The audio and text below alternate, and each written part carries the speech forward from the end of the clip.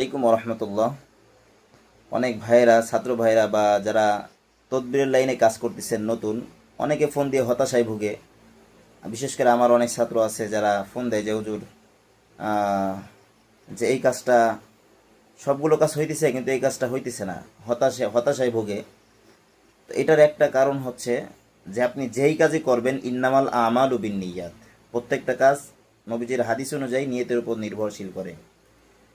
তো আপনি ছোট্ট একটা আয়াত দিয়ে, যেমন ইন্নাহুম ইয়াকিদুনা কাইদা ওয়া আকিদু কাইদা ফামাহিলিল কাফিরিনা আমহিলুম রয়দা, এই একটা আয়াত দিয়ে আপনি শত শত রোগের চিকিৎসা করতে পারবেন, শত শত রোগের চিকিৎসা করতে পারবেন। কিন্তু সেই পদ্ধতিটা সঠিক হইতে হবে এবং আপনার নিয়তটা খালেস নিয়ত হইতে হবে।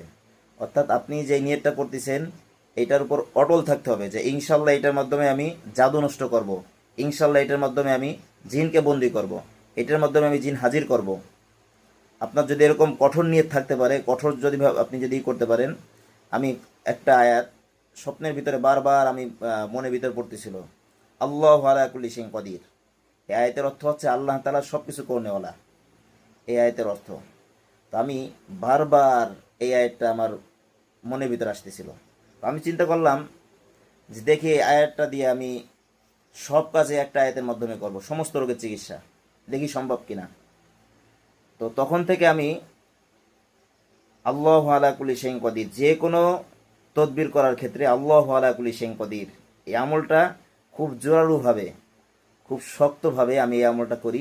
এবং আলহামদুলিল্লাহ যতগুলো তদবির করছি আলহামদুলিল্লাহ সবগুলোতে আলহামদুলিল্লাহ সাকসেস হয়েছি। এই জন্য আপনারা যারা তদবির করেন এই লাইনে নতুন, তাদেরকে আমি বলবো হতাশায় ভুগবেন না, নিজেকে স্থির রাখেন।